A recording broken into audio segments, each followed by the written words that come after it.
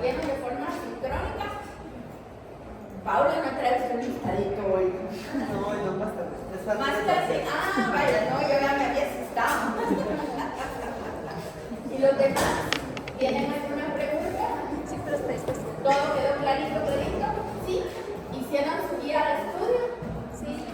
Sí, por lo menos hasta donde se pudo, ¿verdad? Perfecto. Entonces, mi propósito era que termináramos hoy una buena básica, pero ya perdimos 10 minutos en todo este problema que es ajeno a mi buena voluntad. Entonces, habíamos estado hablando de los ARNT. Silencio, por favor, así no puedo como elevar demasiada la voz. Habíamos estado hablando de los ARNT y que los ARNT en realidad son los traductores, ¿sí? Que así como que uno pone una camioneta, ¿verdad? Con una mano agarran el aminoácido y con la otra mano se agarran de un asiento. Entonces, con la mano del aminoácido van a cargar el aminoácido correcto y con la mano izquierda van a estar leyendo el codón, ¿verdad? Esta es la mano que está agarrando el codón y esta es la mano que está agarrando el aminoácido, ¿sí? Pero entonces la pregunta del millón es, ¿y cómo sabe el dichoso ARNT? El aminoácido tiene que cargar dependiendo del codón que vaya a leer. Resulta que el ARNT no lo sabe, pero lo tiene codificado en su cuerpo, literal, sí, literal. ¿Por qué razón? Porque vamos a tener a una familia de enzimas que se llaman ARNT sintetasas que van a poder leer qué dice el anticodón, a qué corresponde el ARNT y entonces le van a cargar en este bracito el aminoácido correspondiente, ¿sí? Y esto va a constituir un segundo código genético. ¿Qué pasa a la hora de llegar al ribosoma? El ribosoma es ciego. Al ribosoma es un ARNT, viene y se le sienta sobre un codón y trae un aminoácido incorrecto, el ribosoma no lo sabe, no lo puede distinguir y lo va a pegar. ¿Sí? Entonces, el proofreading aquí va a realizarse a la hora de cargar el aminoácido sobre la ARNT y por eso les digo que son las enzimas ARNT sintetasas las que van a poder leer este segundo código genético. ¿Sí? ¿Está claro para todos?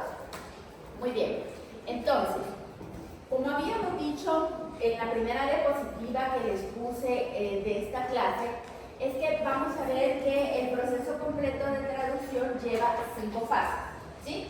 La primera de ellas es la activación del aminoácido, es decir, la carga de un aminoácido sobre su ARNT correcto. Eso es cargar a un aminoácido, ¿verdad? Y su activación se va a referir a que lo vamos a cargar en enlace éster sobre la ARNT. Entonces, al estar en enlace éster sobre la ARNT, al momento de que ese enlace se rompa, le va a dar energía suficiente al carboxilo para establecer un enlace peptídico con el otro aminoácido de la secuencia, ¿sí? Entonces ven ustedes que a la hora de pegarle nosotros un aminoácido, estamos cargando el ARNT y estamos activando el aminoácido. ¿Están claros los dos conceptos? Necesito que los tengan claros porque se los vamos a preguntar en preguntas de comprensión. ¿Está claro para todos? ¿Sí? Muy bien. Entonces, la activación del aminoácido o su carga debe completar 2 requerimientos químicos fundamentales para que pueda haber una síntesis de polipéptidos. Primero, lo que les dije, activar el carboxilo de cada aminoácido para poder establecer el enlace peptídico. Y luego el establecimiento de un nexo entre cada nuevo aminoácido que se agregue a la cadena y que éste corresponda a la información que está codificada en el ARN mensajero que se va a traducir. Como les digo, ¿de qué me sirve pegar un aminoácido ya activado si no corresponde al codón que estoy leyendo? ¿Verdad? Voy a poner al ribosoma a hacer una proteína que no tiene nada que ver con la codificación y eso nos mata, ¿verdad? Eso nos mataría. Entonces, el evento crítico es la unión del aminoácido correcto al ARNT correcto, ¿verdad? Porque el ARNT correcto es el que lo va a colocar en el péptido naciente y a esto le vamos a llamar que va a ser el elemento de fidelidad en la traducción, ¿sí? Acuérdense que fidelidad significa ser exacto, ¿sí? Entonces va a tener que ser una traducción fiel a lo que viene codificado en el ARN mensajero. Entonces el encargado de esta fidelidad es esta parte de aquí, este proceso del aminoácido correcto sobre el ARN correcto, ¿sí? Muy bien, entonces, como les decía, las enzimas no las hemos visto antes, en biomolecular, y pienso que no las vieron en bioquímica tampoco. Se llaman aminoácido ARNT o tRNA sintetasas, ¿verdad? Que son las encargadas de hacer este proceso clave. Entonces, van a esterificar los aminoácidos al ARNT correspondiente. Con esto lo vamos a activar para que el aminoácido que tenga esa energía del enlace, ¿verdad? Este que se va a romper, pueda formar el enlace peptídico. Y entonces tenemos que entender que hay un aminoácido ARNT sintetasa por cada aminoácido y su correspondiente ARNT. Aunque recuerden que vimos que cuando tenemos codones que tienen las dos primeras posiciones idénticas y codifican por el mismo aminoácido, pueden utilizar un mismo ARNT, dependiendo del bamboleo, ¿verdad? ¿Se acuerdan que les dije del bamboleo? Entonces, ahorita, el lunes, ayer, anteayer, les subí su hojita de trabajo para que practiquemos el bamboleo, ¿verdad? Y cuando lo hayamos practicado, creo que esto va a terminar de quedarnos más claro de por qué cuando es un mismo aminoácido codificado por dos codones diferentes, pero que solo varían en la tercera posición de bamboleo, pueden utilizar el mismo ARNT. Y si no cumple con eso, cada uno tiene su ARNT, ¿sí? Muy bien. Entonces, tenemos dos clases de aminoácido ARNT sintetasas y son totalmente diferentes porque tienen diferentes estructuras primarias, es decir, tienen secuencias diferentes y terciarias, es decir, tienen una conformación tridimensional distinta y el mecanismo de reacción es diferente también. De hecho, Leninger dice que ¿por qué tenemos dos tipos de ARNT sintetasas que no evolucionaron de un mismo gen común? Permanecen oscuras las razones. Así es la traducción literal de lo que dice Leninger todavía ahorita en la edición del 2021. Así es que la razón es desconocida, pero existe, ¿verdad? Y entonces a mí me gusta esta figurita, la saqué del mundo de la célula, porque Leninger nos lo deja a la imaginación. Pero a mí me gusta mostrarlos, ¿verdad? Aquí podemos ver, aquí tenemos a la aminoácido ARNT sintetasa, que es una enzimita muy interesante porque tiene un sitio para la unión del aminoácido, tiene un sitio de unión al ATP, y cuando tenemos al aminoácido unido al AMP y se haya retirado el pirofosfato, los dos fosfatos que le suelta, digamos, ¿verdad? Va a tener un cambio conformacional que le va a permitir entrar al ARNT correcto, ¿sí? Entonces, al entrar el ARNT correcto, vamos a retirar el AMP, se va a establecer el enlace y ya una vez formado el aminoácido correcto con el ARNT correcto, aquí está el antípodo, entonces ya puede liberarse de la enzima y la enzima puede retomar su forma original y reciclarse, ¿sí? Entonces, ya ven ustedes acá que vamos a necesitar como cofactor el magnesio más 2. Si ustedes se fijan, y vamos a necesitar una molécula de ATP. Entonces, se pega el ATP, se pega el aminoácido, vamos a tener una reacción, como les digo, en donde el ATP pierde dos grupos fosfatos y el AMP se une al aminoácido, y aquí tenemos el sitio activo para que encaje, ¿verdad? Un encajamiento inducido de un ARNT particular. Que si va a encajar solo por forma, no. Resulta que aquí la enzimita va a leer como que fuera un código braille. Va a mirar, ¿se acuerdan que se los grabé? En dónde tienen todos esos nucleótidos modificados, en qué posiciones, y dónde va a tener enlaces no Watson y Crick. Y entonces todo eso, la forma y los lugares donde se lo están viendo, porque seguro hay protuberancias, hay piquitos y cosas, ¿verdad? Le tiene que encajar perfectamente, y esta es la manera en que lo reconoce y hace el enlace. ¿Está claro para todos? ¿Sí? ¿No? Si no me dicen, no sé. Está muy bien. Stephanie siempre me dice la verdad. ¿Está claro? Bueno, perfecto. Entonces, aquí lo entre el carboxilo y el grupo hidroxilo 3' terminal del ARNT apropiado en 2 pasos. Entonces, ustedes se acuerdan del brazo aminoacídico. Al brazo aminoacídico hubo una modificación que yo le hice. Te coloqué un tripéptido, ¿verdad? Entonces, la adenina final, ahí es donde yo voy a venir y le voy a colocar el aminoácido, ¿verdad? Entonces, el aminoácido y la molécula de ATP entran en la enzima, el ATP pierde el pirofosfato, el AMP resultante se va a unir al aminoácido formando un aminoacil AMP. Aquí lo tenemos y se retiró el pirofosfato.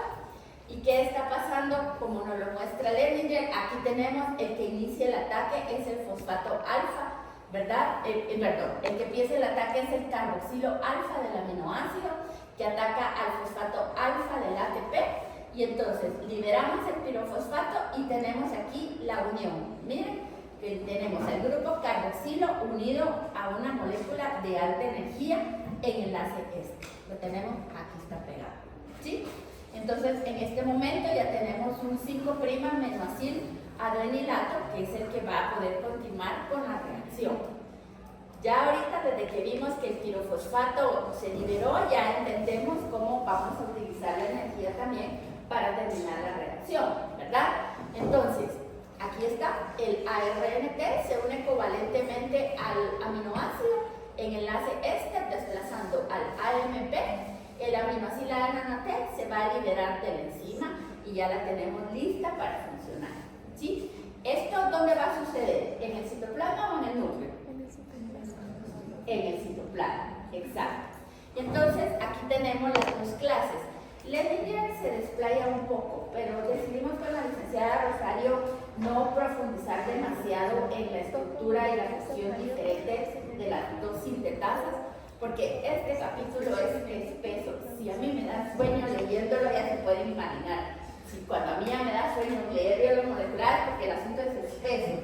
Y ahí sí estoy así un poco así. Entonces dije, esto es demasiado.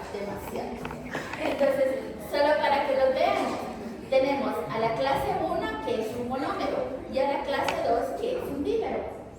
Entonces, la clase 1, aquí tiene el sitio donde se le une el ATP y miren cómo está leyendo el ARNT. El de la clase 2, miren, el de la clase 1 lee esta parte, digamos, la parte de adentro del piecito, ¿verdad? Esto es un piecito, lee la parte de adentro del piecito, pero resulta que las de tipo 2 leen la parte externa del piecito. Miren, lo lee por detrás y pueden leer dos simultáneamente. Como les digo, la existencia de estos dos está probada, nadie se lo está inventando, pero la razón y los momentos diferenciales en los que se usa remain obscure, así dice Lehninger, permanecen oscuros, no se sabe, ¿sí? Y por eso nosotros no vamos a entrar a más, solo vamos a ver que, por ejemplo, aquí tenemos nosotros pegada el aminoácido, aquí tenemos el AMP, es decir, aquí tenemos el aminoácido AMP. Si fuéramos a pegarlo aquí, a la ARNT, aquí está la adenina final, ¿verdad? El extremo 3' terminal de la ARNT. Pegaríamos entonces, por medio de la clase 1, al aminoácido, iniciando aquí en el carbono 2'. Entonces, el hidroxila 2' va a atacar aquí al carboxil, ¿verdad? Y lo que va a hacer entonces es unirlo, como lo vamos a ver acá. Aquí está el ataque, lo agarra primero en el carbono 2 y después, por transesterificación, lo va a pasar al carbono número 3. Y aquí, la otra clase, lo que va a hacer es que, voy a regresar, la otra clase lo que va a hacer es que más bien es el carbono 3', el primero que ataca, y al haber atacado el carbono 3', se queda aquí en este lugar y ya lo hizo en un único paso. En pocas palabras, lo que me va a quedar aquí es una adenina con el aminoácido en 3'. Y ya con eso tengo a la ARNT con su adenina al final, con el aminoácido pegado en su hidroxila 3'. ¿Sí? ¿Está bien? Y aquí debajo le queda el anticodón. Entonces ya pueden ver ustedes que no es gran dificultad, no es gran diferencia. Con este empiezo con el 2' y termino en el 3', y con esto en el 3' de una vez, y tengo las moléculas que necesito para funcionar. Entonces el enlace éster ya está ahí, ya está preparado para darme energía para el momento en que la peptidil transferasa se llama, ¿sí? Vaya a ser el enlace péptido. Entonces aquí se los puse, y aquí está. Esto es lo que me queda acá. Un aminoácido más ARNT más ATP por medio de un cofactor magnesio. La aminoácida ARNT sintetasa me va a formar un aminoácido ARNT y va a liberar AMP y pirofosfato. La degradación última del pirofosfato sabemos que me va a dar una gran cantidad de energía, de manera que el delta G de esta reacción es menos 29 kilojoules por mol.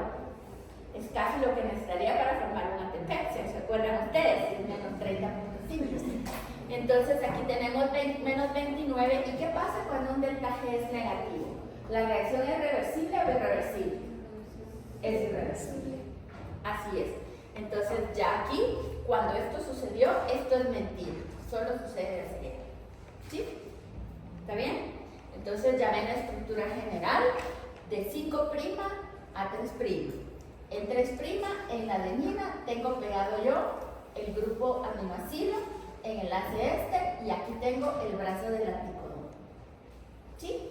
Acuérdense del muñeco en la camioneta. ¿Sí? Muy bien.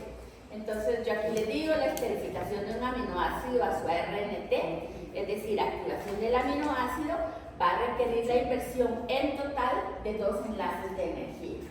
¿Sí? A la licenciada Rosario le encanta preguntar cuántos enlaces de energía se gastan para cada proceso. Entonces, si ahorita a la hora del sorteo a ella le toca preguntar sobre este proceso, segurito que se les va a preguntar. Si me toca a mí, no sé. Si encuentro algo más interesante, yo como soy más visual, a mí me gustan más las figuritas y cositas así, ¿verdad? Pero pues como no se sabe en el sorteo que nos va a tocar, entonces pues es bueno que sepamos, ¿verdad?, que necesitamos invertir 2 enlaces de alta energía. ¿Sí? Muy bien. Entonces, ya dijimos aquí, la finalidad de la aminoaxilación de la RNT es activar el aminoácido para que pueda formar el enlace peptídico. ¿Claro para todos? Cheque. Asegurar la colocación del aminoácido correcto en la cadena polipeptídica naciente. ¿Está claro para todos? Cheque. ¿Está claro para todos? ¿Segura? Le veo cara de duda. ¿Allá atrás? ¿Estamos claros, chicos, por allá? ¿Sidney? ¿Segurito? ¿Gustavo? Pregunta. A la especificidad que tiene el RNT, si en un momento, por algún motivo, los enlaces no están colocados como deben, tal vez No lo entiendo, sí. Tengo que preguntarle, pero esta es una duda que tengo que estar así como la gana. Vamos que porque algún daño del ADN colectivo se perdiera un enlace, entonces la especificidad también se pierde y no hay términos para introducir y que se repare. Un ARNT dañado no creo que sea funcional porque no lo van a reconocer una sintetasa. ¿Se acuerdan que tiene que tener todos los bultos y todos los picos y todos los retorcijones en su lugar para que lo reconozca la sintetasa? Si usted tiene un daño que cambie cualquiera de esas estructuras, la sintetasa simplemente no lo va a encajar en su sitio activo y ese RNT se va a degradar. ¿Sí? Ahora, ¿que puedan ocurrir errores? Sí. Digamos, las sintetasas, y gracias por preguntar porque me da la oportunidad de decir esto, las sintetasas son enzimas. No todas las enzimas tienen un 100% de fidelidad. De vez en cuando se pueden equivocar, ¿verdad? Pero aquí estamos en lo mismo, no se trata de ADN, en este caso se va a tratar de una proteína. Entonces, ¿qué tal? Estamos sintetizando 1 millón de copias de, voy a inventarme, de la cadena alfa de la hemoglobina, ¿verdad? Y de ese millón se equivocó en una. ¿Será que eso va a importar en mi contenido total de hemoglobina? Ni lo voy a notar, ¿verdad? Entonces, por eso es que a pesar de que la enzima tiene un alto grado de fidelidad, no es infalible porque es biológico, ¿verdad? ¿Sí? ¿Está claro para todos? Es decir, si puedo. Que ya agarre ahí gusto por estarlo metiendo mal y por estarlo poniendo y que todas se equivoquen, eso ya se vería reflejado en nuestro contenido global de proteínas. Pero si solo es una en 1000 proteínas que se sintetizan, no se va a notar. ¿Sí? Y a veces hay proteínas que por estar mal estructuradas son reconocidas por sus chaperonas en la modificación final y simplemente son desgradadas y no entran a batear jamás. ¿Sí? Ni a batear ni a tirar, no entran al partido. Muy bien. Entonces, como yo les decía, las sintetasas tienen actividad de comprobación de lectura, proofreading, pero pueden haber errores. Poquititos, pero pueden haber. Muy bien. Entonces, ¿cómo es la actividad correctora de lectura de las sintetasas? Entonces, tenemos que revisar la identidad del aminoácido antes de unirlo a la cadena, porque como yo les decía, el ribosoma es ciego. Es así como le dicen, como no me diste, no te pedí, ¿verdad? Y como no te pedí, pues no me diste. Y es así un círculo vicioso. El ribosoma lo que le dé es lo que va a aceptar y lo va a unir, lo va a enlazar sin cuestionar, ¿verdad? Entonces es aquí donde tenemos que cuestionarnos lo que va a llegar al ribosoma. Entonces, cada aminoácido MP que se va a enlazar, ¿verdad? Por una sintetasa se va a realizar en un segundo sitio activo de la enzima. Y entonces, tiene que calzar el ARNT con la identidad del aminoácido que tenga encima. Si resulta que el aminoácido no corresponde al ARNT, el aminoácido se va a hidrolizar y se va a separar del lugar, ¿verdad? Entonces, esta actividad correctora de lectura es indispensable para asegurar la fidelidad del proceso, ¿verdad? Y esto es especialmente importante con los aminoácidos que tienen parientes con estructura similar. ¿A qué me refiero con los parientes? A esto.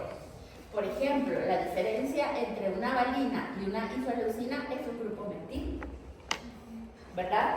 Entre una glutamina y un glutamato es un grupo amino. Entonces, se parecen mucho, podrían entrar al sitio de la enzima, pero por eso tienen un segundo sitio proofreading que se los puede volar, ¿verdad? Pero como les digo, no es infalible al 100%, no lo es. Nadie, ninguna de nuestras enzimas lo es. ¿Sí? ¿Está claro para todos? Muy bien, entonces ahí lo tenemos. Entonces, ¿a qué me refiero yo cuando les he estado hablando de un segundo código genético? Me refiero a que la enzima tiene que ser específica y revisar la identidad del aminoácido y revisar la identidad del ARNT y leer el anticodón, ¿verdad? Tiene que leer que el anticodón y toda la estructura correspondan al aminoácido que se está pegando. Y entonces, ¿qué lo va a hacer? La lectura de esta interacción es el segundo código genético, ¿verdad? Que además del sitio proofreading también contribuye a la discriminación entre aminoácidos correctos e incorrectos. Entonces, van a discriminar y reconocer a los ARNTs basándose en los nucleótidos que están colocados en posiciones específicas, principalmente en el brazo del aminoácido y en el brazo del anticodón, incluyendo el triplete del anticodón. Entonces estamos aquí ante la presencia de alguien que va a leer esto. ¿Qué es esto? Un código de Braille. Va a leer un código de Braille, así es. Entonces, ¿qué va a pasar? Se ha visto por experimentos que se hacen en el laboratorio que en algunos casos pueden requerirse 10 o más nucleótidos específicos para que el reconocimiento se dé, ¿verdad? Pero en otros casos es más simple y puede bastar con una única posición y el anticodón, o a veces una única posición, imagínense. Y el caso más simple es el de las ARNT sintetasas que cargan alanina. ¿Sí? Cuando uno lee así, ALA, un guión, ARNT sintetasa, un guión, ARNT con una ala arriba, significa que es un ARNT que codifica por la alanina pegado a su ARNT sintetasa que le va a pegar la alanina correcta. Es como un código que tenemos que entender, ¿verdad? Voy a regresar a eso. Y entonces aquí están las posiciones en los nucleótidos. Por ejemplo, se ha visto que los que están marcados en naranja, aquí en varios lados, son reconocidos por más de un aminoácido ARNT. Puede ser, digamos, como una moneda de cambio común.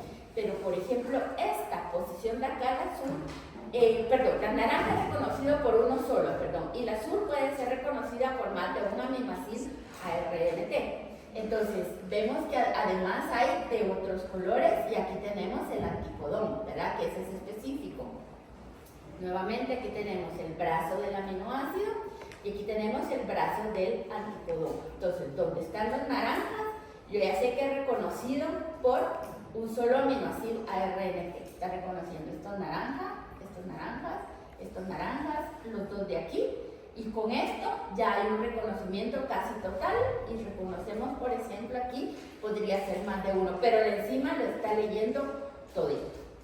Entonces, la secuencia de la RNT y otros aspectos estructurales son importantes para dicho reconocimiento. Entonces, aquí el ejemplo, ¿verdad?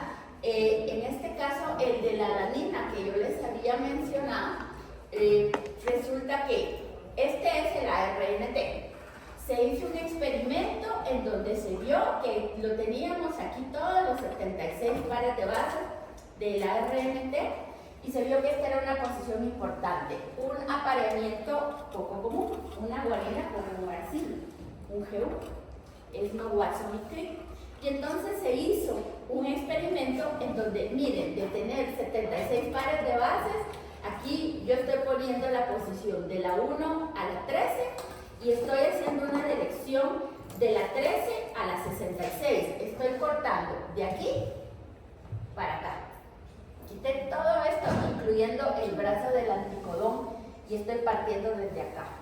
Entonces, de entre el 13 y 66 no hay nada, y solo con tener esta posición crítica en 70, un GU, y tener esta formita que entrara en el ribosoma, esta formita que entrara en la ARNT sintetasa, resulta entonces que fue suficiente para que cargara una alanina.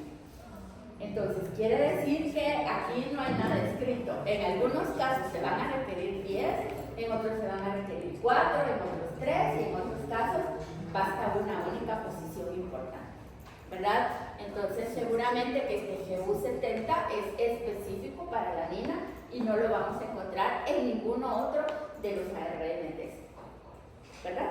¿Está bien para todos? ¿Está claro? ¿Alguien que no me haya entendido? ¿No? ¿Todo bien?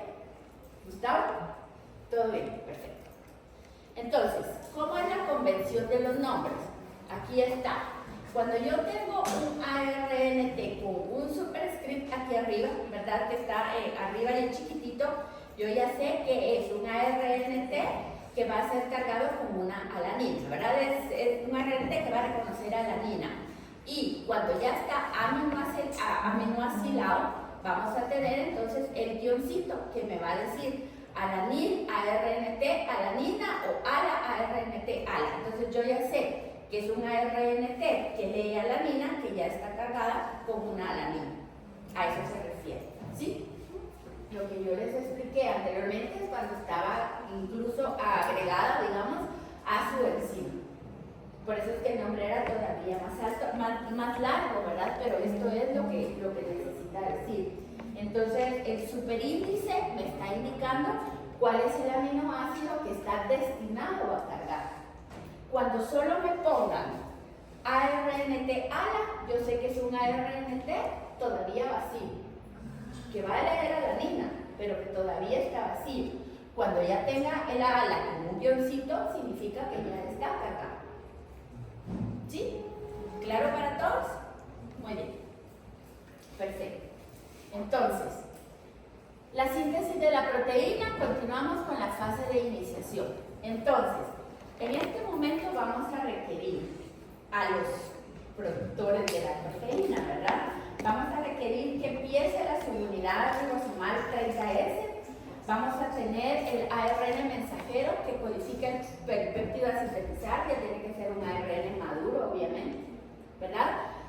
En el caso de los procariotas vamos a necesitar un ARNT formilmetionina cargado con la formilmetionina, porque yo les dije que aquí hay una diferencia evolutiva. En los procariotas, el primer AUG codifica por formilmetionina, ¿verdad? Y en el caso nuestro, codifica por una metionina normal. Hay diferentes ARNTs para leer formilmetionina y diferentes para leer metionina en bacterias, ¿sí? Muy bien, vamos a necesitar 3 factores de iniciación, IF por Initiation Factor, IF1, 2 y 3. Vamos a necesitar GTP, la subunidad ribosomal grande, la 50S, y vamos a requerir magnesio más 2 como cofactor. Y entonces podemos ver aquí, ¿verdad?, que la síntesis de proteínas empieza en el extremo amino terminal y se van agregando aminoácidos hacia el extremo carboxilo terminal. La imagen que aparece en Leninger de un experimento está un poco confusa. Me gusta más la del mundo de la célula o el de Harvey u otras para los efectos, pero eso es, digamos, el 5' del ARN mensajero codifica por el extremo amino terminal de una proteína. Entonces, cuando yo leo lo que está codificado de 5 a 3, yo lo leo de amino a carboxil de un peptido. ¿Sí? ¿Está claro para todos? Entonces yo voy a empezar colocando el aminoácido que va a ser el amino terminal, inicialmente metionina, ¿verdad? Y voy a ir agregando hacia el extremo carboxilo terminal y el último aminoácido que yo agregué antes del stop va a proporcionar el carboxilo terminal del péptido. ¿Sí? ¿Está claro para todos? Entonces cuando lean Leninger no se confundan, está ahí profuso, confuso y difuso. Esta es la versión corta y clara. Entonces pueden ver ustedes aquí cómo tenemos el ARN mensajero de 5 a 3. Y aquí tenemos a los ribosomitas leyendo, ¿verdad? Y como ven, el que sale primero es la colita amino terminal, se va sintetizando, se va doblando, y el último que sale es el carboxilo terminal, y una vez se termina de leer el ribosoma, se desensambla y se vuelve a ensamblar para volver a iniciar el proceso con ese ARN mensajero. ¿Sí? ¿Está claro? ¿Sí, chicas allá? ¿Nixie? ¿Todo bien? Muy bien. Entonces ahí está, formilmetionina, acuérdense. Entonces aquí está el ribosoma. Yo creo que lo puse en el examen final del año pasado, no me acuerdo, tal vez sí, ¿verdad? Aquí está el ribosoma, aquí está otro ribosoma, es el mismo. Estamos hablando de ribosomas bacterianos. ¿Y por qué se lo digo? Porque es indispensable que conozcamos que un ribosoma va a tener 3 sitios.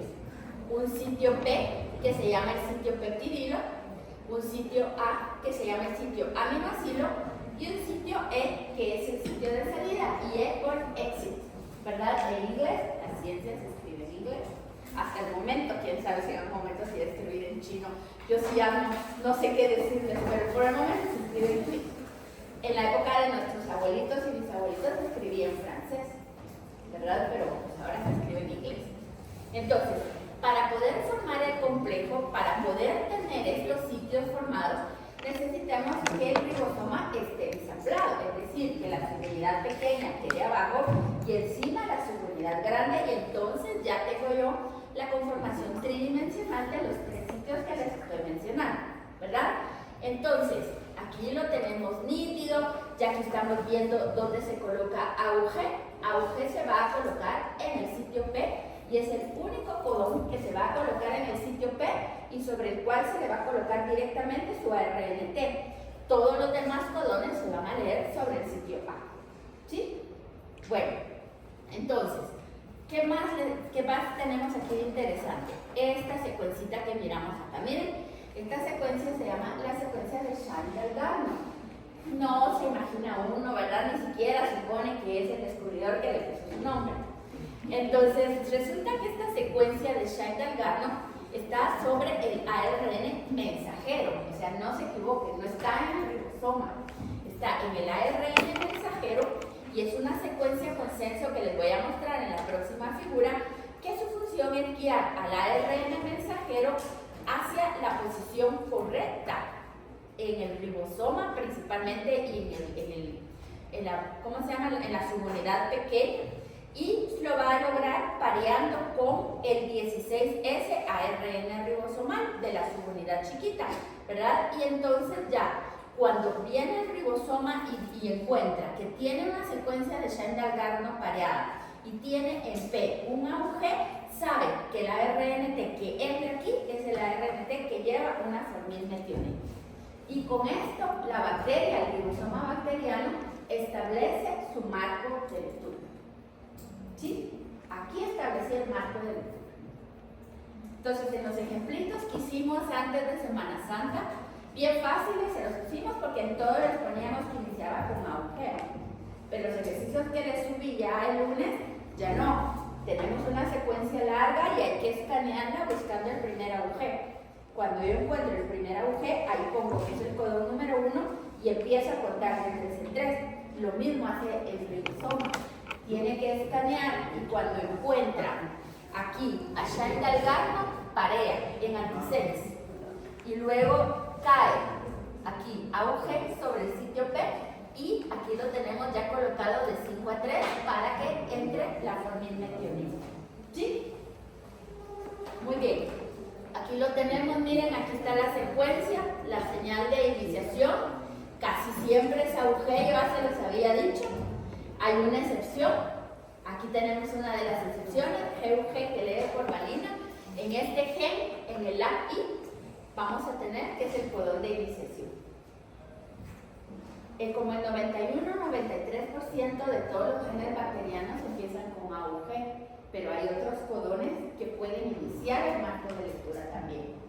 Pero no se angustien, nosotros ahorita para los efectos del curso lo vamos a tomar todos como AUG, pero sepan ustedes, qué sé yo, si van a hacer alguna maestría, un doctorado, no sé qué piensan hacer con su vida, seguro ustedes ahorita tienen planes, pero la vida a veces le cambia una las cosas y le da otras. Entonces, por lo menos que lo sepan. Cuando yo llegué a Karolinska y leí mi primera secuencia genética de un par de genes que iba a estudiar yo, ese día entendí que esa era una de las excepciones. Porque yo así como buscando el AUG jamás llegó, ¿verdad? Y me dice mi tutor, es que esta es una de las excepciones y empezaba con otro codón. Pero ¿cómo lo sabía?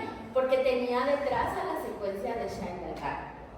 Entonces la secuencia de Shine-Dalgarno la tenemos acá, voy a regresar, miren, la tenemos acá, la vamos a tener, es una señal de iniciación que va a tener de 4 a 9 purinas, localizadas entre 8 y 13 pares de bases antes del codón de iniciación, hacia el extremo 5' terminal, ¿verdad? O sea, hacia upstream, arriba de la corriente.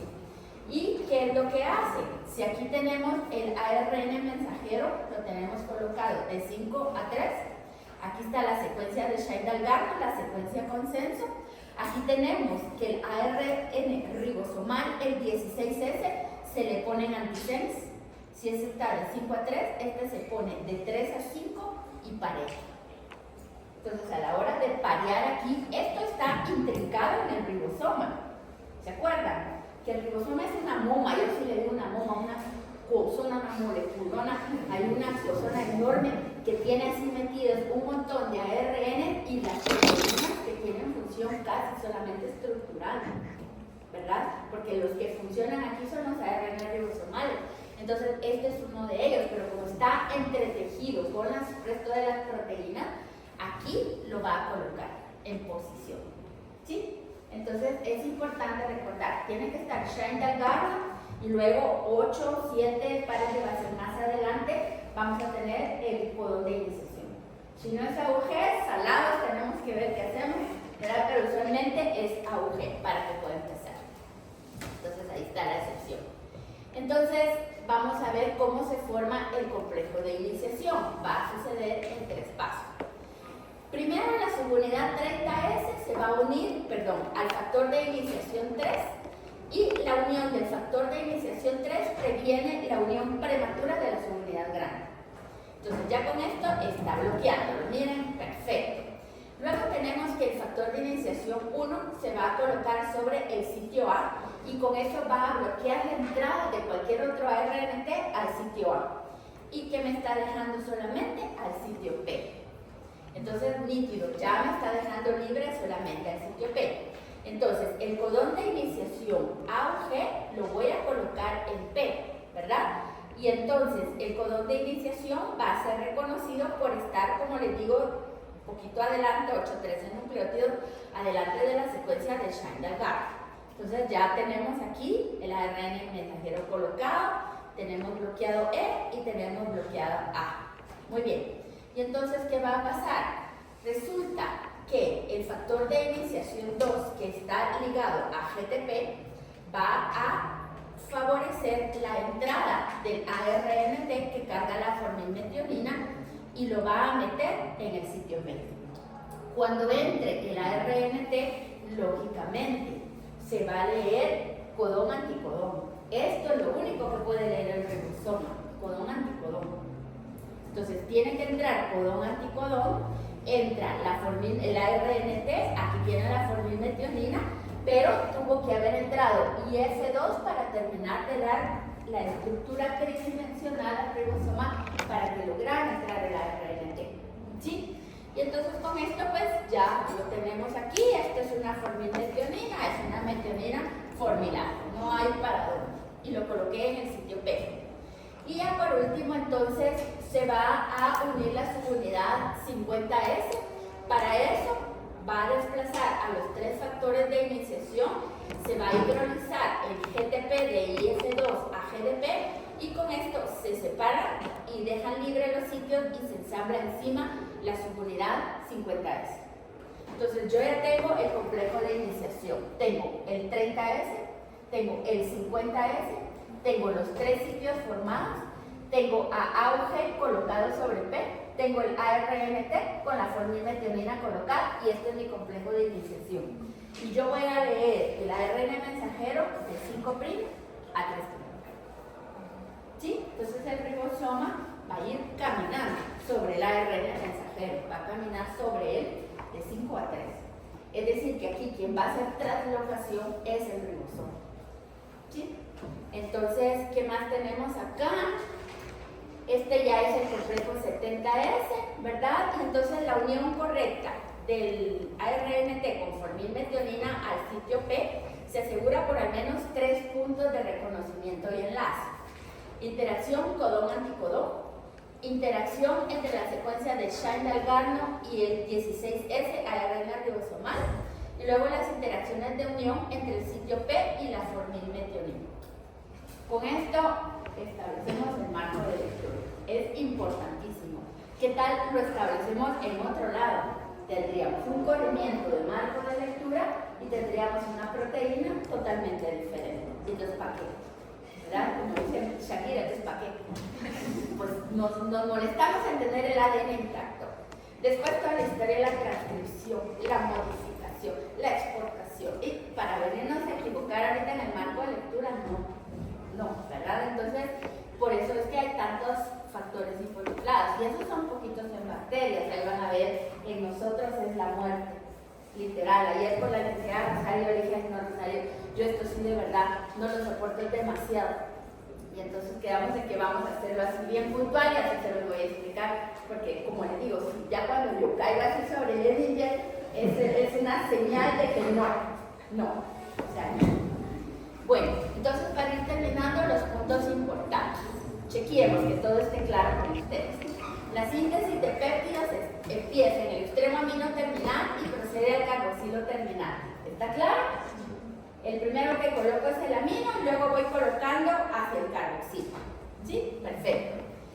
Hay un aminoácido específico inicia la síntesis de proteínas. AUG codifica por metionina, pero existen 2 ARNTs para metionina, uno para iniciación y otro para cuando el codón está en posición interna del polipéptido.